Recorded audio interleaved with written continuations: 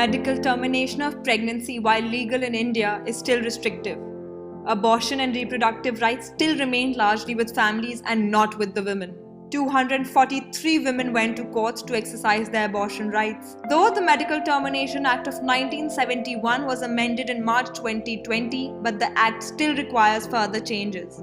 Currently, abortion requires the opinion of one doctor if it's done within 12 weeks of conception and two doctors if it's done between 12 and 20 weeks. The new bill, which is yet to be an act, allows abortion to be done on the advice of one doctor up to 20 weeks and two doctors in the case of certain categories of women between 20 and 24 weeks.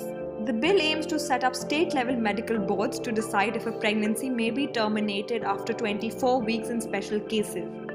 While it is defined in some places in the bill as incest or rape, at other places it does not elaborate. With the current pandemic choking India's health system, many women weren't able to step out for abortions due to the lockdown. A report suggests 1.85 million abortions would have taken place in March to June 2020 normally, but may have been compromised due to the pandemic. The price of abortion services at private facilities is likely to shoot up due to higher demand and the added cost of pandemic-related protective equipments, making it even more difficult for the economically underprivileged women. Due to the delayed access, many may now have to undergo surgical procedures instead of drug-induced medical abortions, since the latter are permissible only up to 9 weeks of pregnancy. There's an urgent need to understand that abortion is not a crime nor killing, but is an issue of personal liberty and privacy. Women who believe that termination of pregnancy is in their best interest must be respected. While the bill is a step in the right direction, it still remains deficient, unclear, and impractical in parts. Krishangi Sinha, Democracy News Live, New Delhi.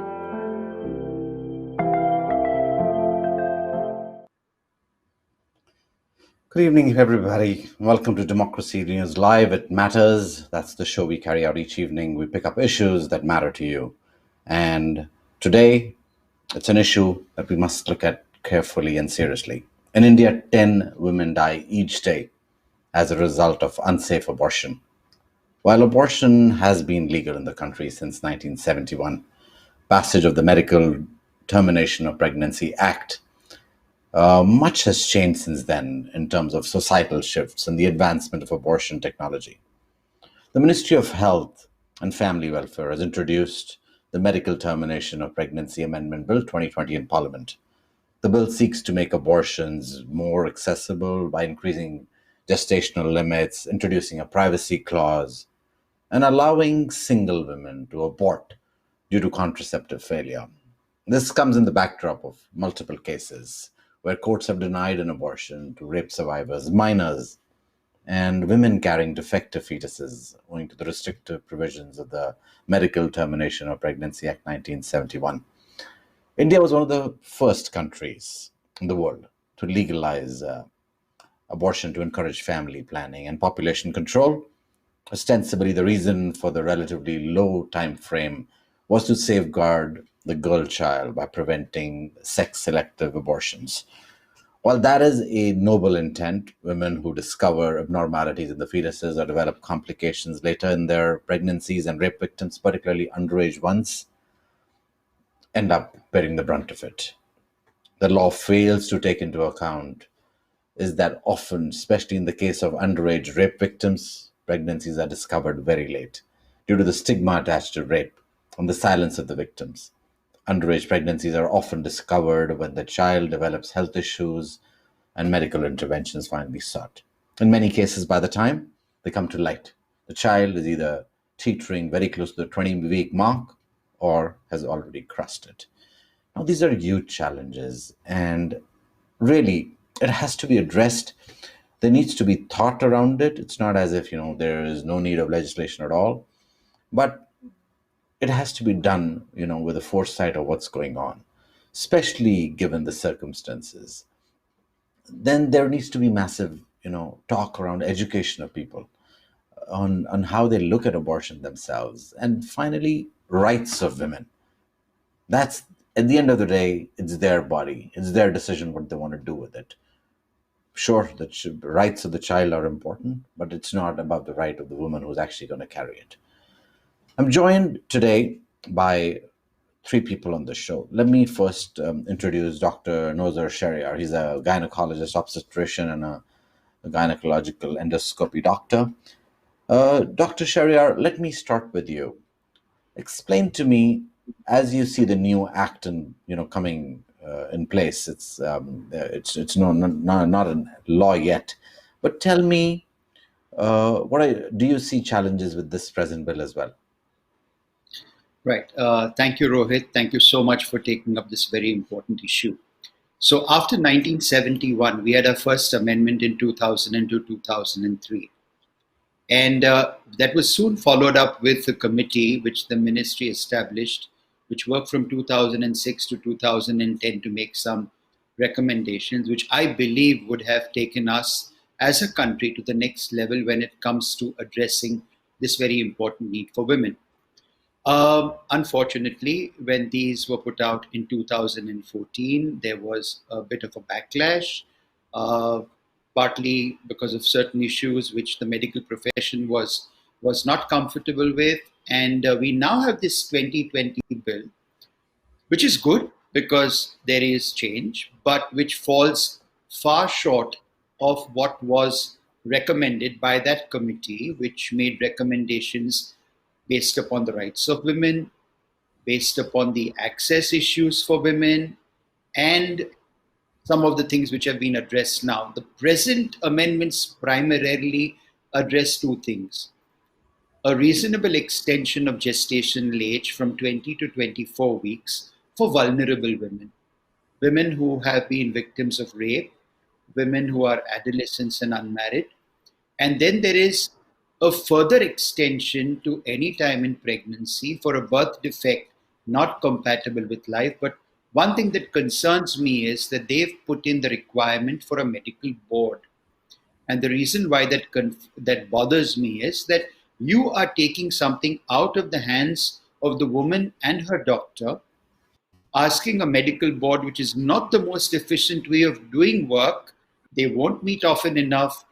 There will be delays, and by the time she really comes for the termination, it probably would be very late. You mentioned 243 cases in court. Many of these were because of birth defects not compatible with life. Unfortunately, this is something obstetrician did deal with in the past. My entire generation dealt with birth defects whenever they came.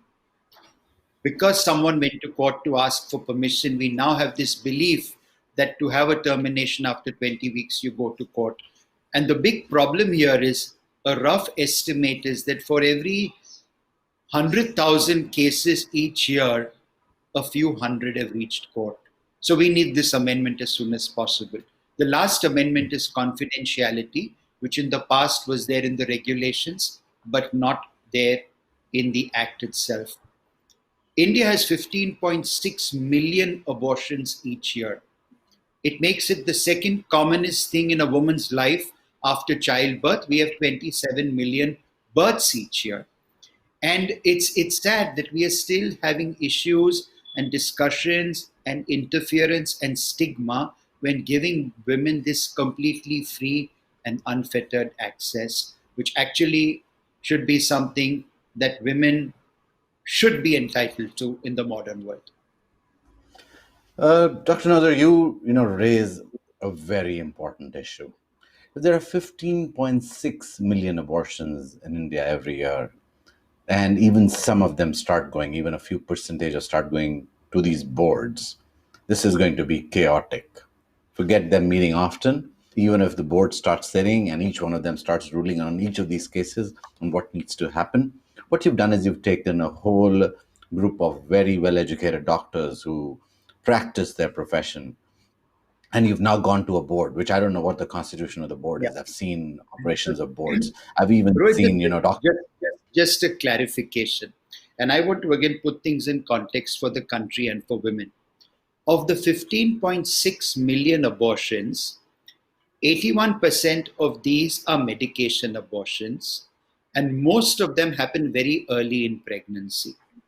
Uh, the reality is that many of these abortions today, whether we like to accept it or not, are what we call as self-managed abortions, where women, couples are accessing abortions themselves.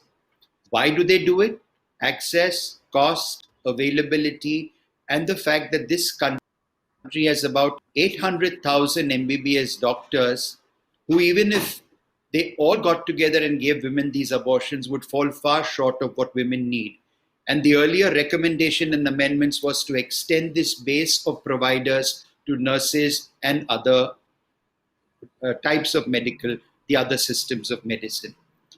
Then you have the second trimester abortions. These two will not go to a board till about 20 weeks. The board comes in for the late abortions after 24 weeks. There, my estimate is that because it is said that 1% of abortions in a country tend to be late abortions, in our country it would be between 100 to 150,000 abortions each year. Now, I'd like to see how boards would be able to fulfill this demand of 100 to 150,000 abortions. With you, Doctor. Exactly, and that's exactly the point I was trying to make. Is the number of abortions that will end up in the 20 to 24 week mark are going to be so large that the boards possibly can't handle it.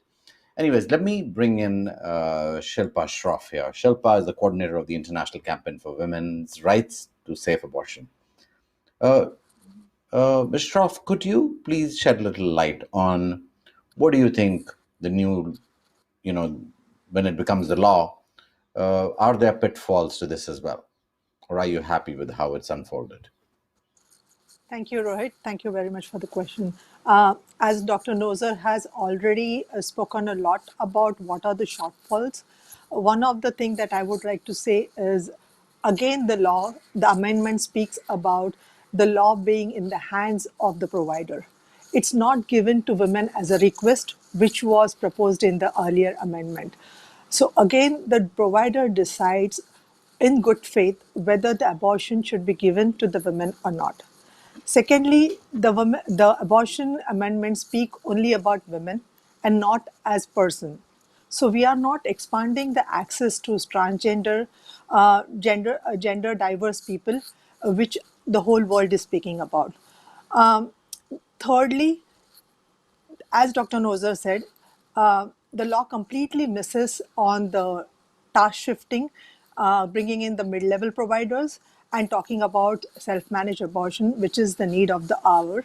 COVID pandemic has actually brought that as a stark reality that in spite of having a law and the access and the infrastructure, women still struggle getting safe abortion services.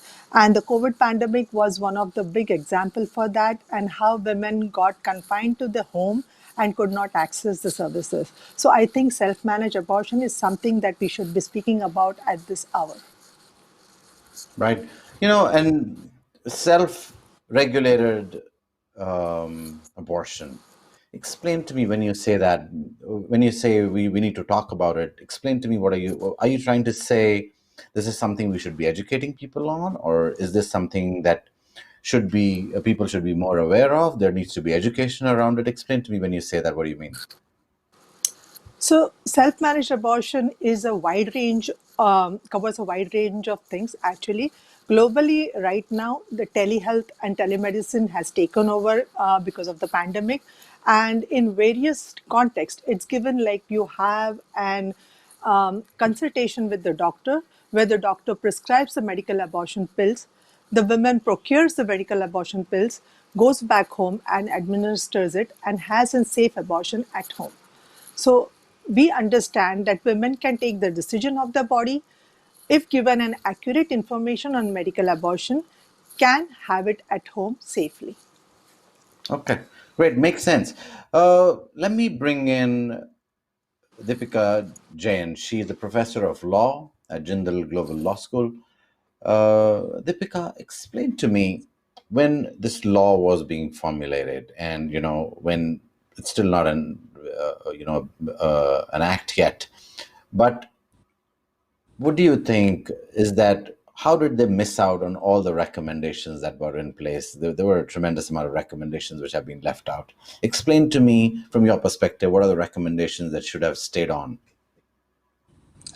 Sure. Thank you so much, Rohit, for having me here.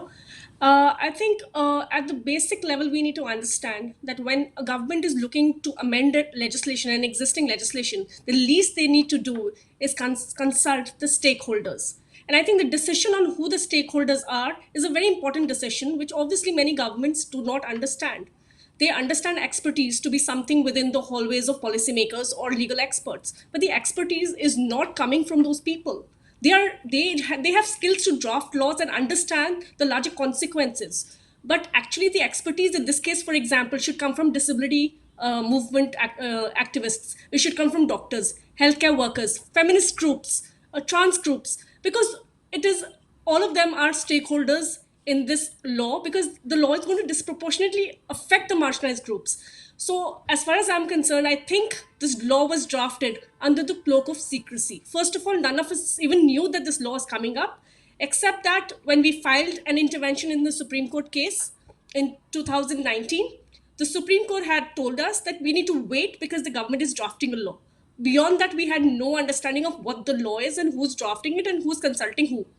However, before that, like Dr. Nozer had said, that there was a consultation in the previous a few years, and 2014 Act was pretty progressive. This act is actually a regressive act. It's much behind the 2014 Act. Now, let me look at a basic question. Should access to abortion services be based on the will of the pregnant person? The answer, the Supreme Court in 2017, in a 9-bench judge case, Puttaswamy, has categorically stated yes. Reproductive right is a right of a woman, a fundamental right of the woman, and decision autonomy is her right. Now, with all of that in the background, with 2014 law actually providing for abortion at will of the woman for 12 up to 12 weeks, how is it that the current government has missed out on such fundamental ideas of abortion and autonomy? First. The second, they have decided to set up a medical board. Now, if anyone was to do any research on abortion in the last 40 years, you would know that abortion, first of all, the MTP Act did not envisage setting up of a medical board, the third party authorization. Nowhere does it mention it. Now, suddenly, this is a practice that has evolved basically because most doctors do not want to provide services because of the complications around criminalization of abortion and other laws like POXO and others that also criminalize abortion for, say, adolescent people. So the doctors will then say, go and approach the court, and now court, especially the Bombay High Court, has made it a practice for people to come to the court and seek for permission, which is not the requirement under the law. And this government wants to actually institutionalize that. After 24 weeks, when a person discovers that they have fetal abnormality, they need to go to the board. And who's on the board? Let me tell you, sonologist, pediatrician, a counselor, and a radiologist. When you actually need one person to perform an abortion after 24 weeks, why do you need this array of people? This is not only invasive, it also hits at, it's humiliating, invasive, it also hits at the basic dignity of the person who's looking for abortion. And obviously, like Dr. Nozer said, it's going to complicate the process. Who's going to be responsible if the abortion is delayed? There are no answers on that. You have just set up a board. I think it's mindless and thoughtless. Thank you. You talk about how degrading it is sometimes because of the stigma attached. I've women who've told me, they've gone to get an abortion done. They've been even at medical facilities, and I think Dr. Nozer can address it. Is sometimes even the nurses treat the patient really, really poorly. It's looked down upon. There is that stigma which still sustains. So forget, people outside. But even if medical practitioners are going to be looking at it so negatively, and they're smiling at the woman and saying, "Oh my God, you're pregnant and you shouldn't have been pregnant," or whatever, whether she was a married girl or she was an unmarried girl, they don't even know that much detail sometimes, but they will still pretend, and they will treat the woman poorly. So, Dr. Nozer, tell us, some of the pitfalls. And the other thing that when we were chatting, you raised is one of the reasons abortion's being kept behind is this whole idea of female feticide, as they call it, or how you say that, we're trying to get rid of that terminology, because female feticide is what kind of holds a lot of women's rights back. There are a lot of children who are killed while in the stomach of the mom because of sex selection, which is highly regressive in our part of the world, and not just here, China, wherever you look at any of these countries where a boy is more prized. So while that is a completely separate section, explain to me, is there a taboo that you see across the country anyway around the idea? And how do we, get past this whole idea of sex selection versus then right of a woman to, her body and how she So deals with it? thank you, Rohit. Thank you, because you have raised a point which is full of contradictions, and I'll address this, but then I'll probably like to talk about one or two other issues that Dipika spoke about. Uh, there is no doubt that in India we have a problem with sex-selected abortions. I believe in a woman's entire right to have an abortion whenever she wants. She decides the structure of her family, how many children she has. And maybe in an ideal world, sex selection may be just, but when it is only directed against the female gender, as it is in our country, it is unacceptable because it is blatant discrimination. There are different figures which tell us what the incidence of sex selected abortions are. And people have tended to kind of let this dominate our mind space. And unfortunately, because so much investment has been made in the propaganda of trying to do something about it, it's tainted abortion. Now, for example, I will tell you the visuals with sex-selected abortions of a fetus, somewhere being there. There would be some kind of a gross picture with a knife, and we talk about, as I said earlier, feticide. An abortion is a termination of a pregnancy that cannot be viable on its own. When it's a sex-selected abortion, there is a specific selection of which gender to terminate. The termination is not the problem, the selection is. Legally in India, we have the PC-PNDT Act, which does not say a word about the abortion. In India, it is a crime to tell a woman or the couple what the gender of the baby is so that they can't act upon it. And really, but the authorities have gone the wrong way, and they think that by restricting abortions, we will restrict sex-selected abortions. Let me state a few facts here, Rohit. Out of the 15.6 million abortions, almost 90% will be in the first trimester, where you cannot determine gender. Now, when you can't determine gender, why are we restricting these abortions? And in fact, the recommendation of that committee, I was privileged to be a part of the committee for the 2002 amendments and the 2006 to 2010 amendments. We recommended that first trimester abortions should be on request. The woman makes a request, she comes forward and has a termination. Well, I'm proud to say that in India, we have generally given women what she has requested as doctors by somewhere fitting it into the indications. The indications are very broad. Of the remaining 10% second trimester abortions, it is estimated that about 15% of second trimester abortions would be sex selected. Now, do you understand that for this number, which itself bothers us, you are putting the interests, the rights, and the well-being of the remaining women, the remaining 90% of first trimester and 85% of second trimester at risk? Because authorities believe, if you bring down abortions, you will bring down sex-selected abortions. Abortions are the third leading cause of mortality in this country. The Guttmacher study told us that we've got 15.6 million abortions, 5% of which are still dangerous criminal abortions. And we urgently need to do something about this. Get away from allowing sex selection to put abortions at risk. Deal with sex selection separately as the PC-PNDT Act envisages, and do a more kind of a holistic. You have to make that girl child special.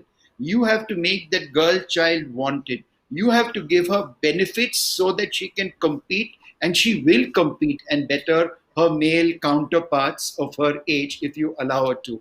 And get away with this obsession, which a lot of governments have, restrict abortions so that sex selection goes down. No. You restrict abortions, you only end up restricting safe abortions. Statistics have shown that no matter how much restriction there is, the prevalence of abortion in any country of the world where abortions are legal or illegal will always be the same. It will not change. My one point I But wanted to raise, sure. what Dipika said, is in our country, Rohit, the MTP Act was not an act to give women a right. It was an act to protect the provider. We have an Indian Penal Code which says doing an abortion is a crime. The MTP Act was made to protect me, the doctor. It was not made originally for a woman. That has to change. The thing that bothers me about the IPC, and I want to put this out on your show, is that the Indian Penal Code criminalizes abortion even when the woman manages it herself. In fact, it says so in black and white. Historically, in human history, abortions have always happened. Historically, it has always been someone else performing the abortion who was punished. What changed? In 2002, India got medication abortions. Today, a majority of women, whether we want to accept it or not, we damn well accept it, manage their abortions themselves. I thought this didn't matter till last week. I had a patient of mine who came to the hospital with an income abortion. By the time I saw her in hospital, believe it or not, the casualty put on her file that it was a medico-legal case and informed the police. This is exactly what I'm afraid of. So besides the MTP Act, Rohit, I want to send out a message to women, women's groups, people who feel strongly about this. Let's start a movement to at least decriminalize abortions for the woman, so no woman is to be punished just because she does something for herself in her own best interest, because our system, our healthcare system, our medical profession cannot fulfill her needs and her demand. Dr. Nozer, you make a very good point. So the point that Dr. Nozer is making out is that a woman should not be held criminal for deciding the fate of her own body. And that's something no legal system should, have in its hand. And let me bring in Shilpa. Shilpa, explain to me, you talk about safe abortions, and that's your whole, your organization's about. But dignified abortions and dignity of the woman as she goes through these abortions, how important is that? Do you think that the woman's dignity comes under stress as she goes through an abortion in this country? Absolutely, Rohit, you really nailed it. Stigma is a big factor while women is accessing safe abortion, and it is not just for an unmarried woman, but it stays true for every woman in the country. And probably that's the culture and the traditions and the religion that comes in, but stigma is associated with safe abortion services. So, in order for a woman to seek abortion, I think the most important part is making awareness and destigmatizing abortion services, first of all.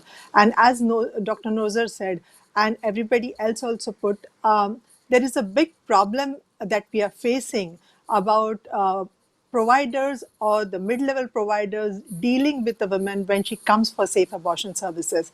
And if she is single, not married, it is all the more. The stigma associated is very high.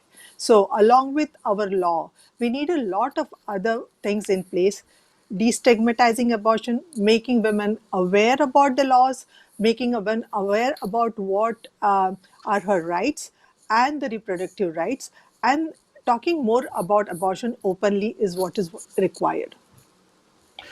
I was at a doctor's clinic. I know them personally. Now, they had bought an ultrasound machine for better quality ultrasound machine. Now, their old ultrasound machine was registered because you have to register your ultrasound machine with the government. Now, they had this new machine sitting. They couldn't use it for the next 4 months because the person who was supposed to come and certify this machine was asking for a few lakhs of rupees in bribes. And he said, until and unless I get this money, I'm not going to certify your next machine. So the machine just sat, and they continue using the old machine because that machine was certified. And things like this, when governments begin misusing the ability of now beginning to have control. And when we're looking at these boards, this is what's going to end up happening there as well. They said, all right, bring in all of these connected political doctors and people in, and let's now, do what we can and make more money in establishing these boards. Deepika, let me get you to, weigh in on this.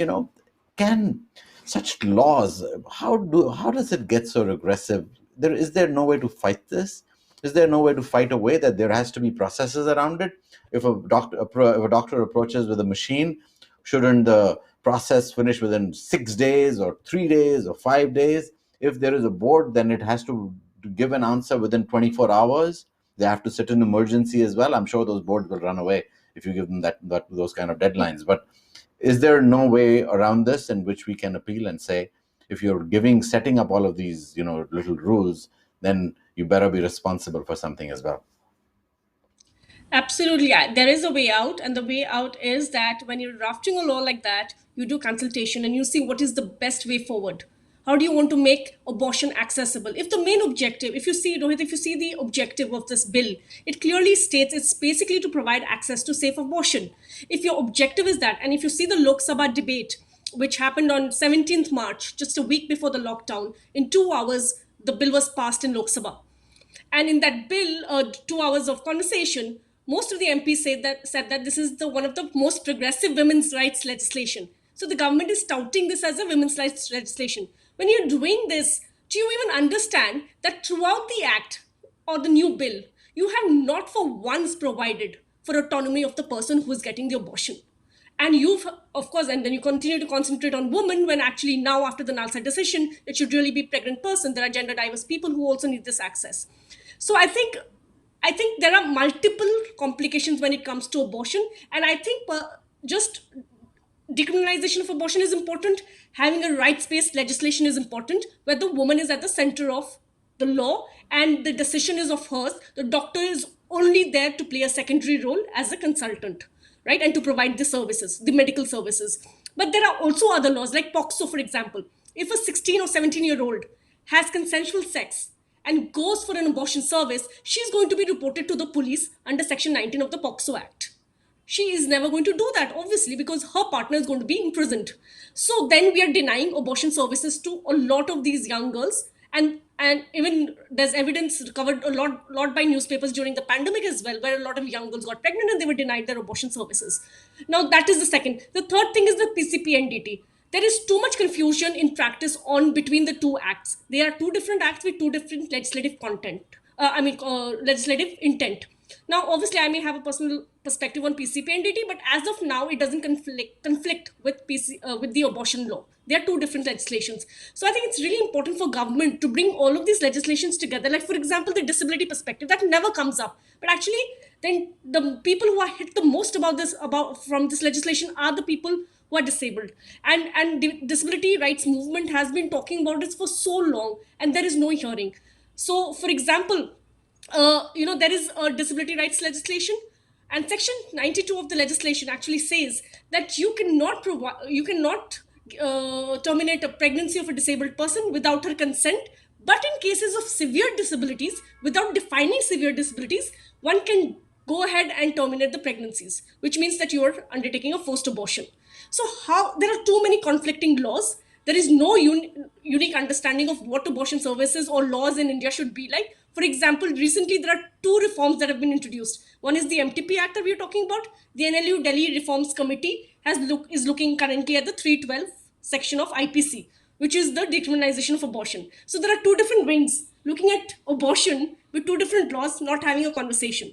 So these are the problems. There are too many laws, they're conflicting with one another. You need to sit down and look at which are the laws that are criminalizing abortion or impacting abortion adversely, and then create a framework which allows for abortion services, because at the end of the day, it's meeting the government's objective to have safe and secure abortion services.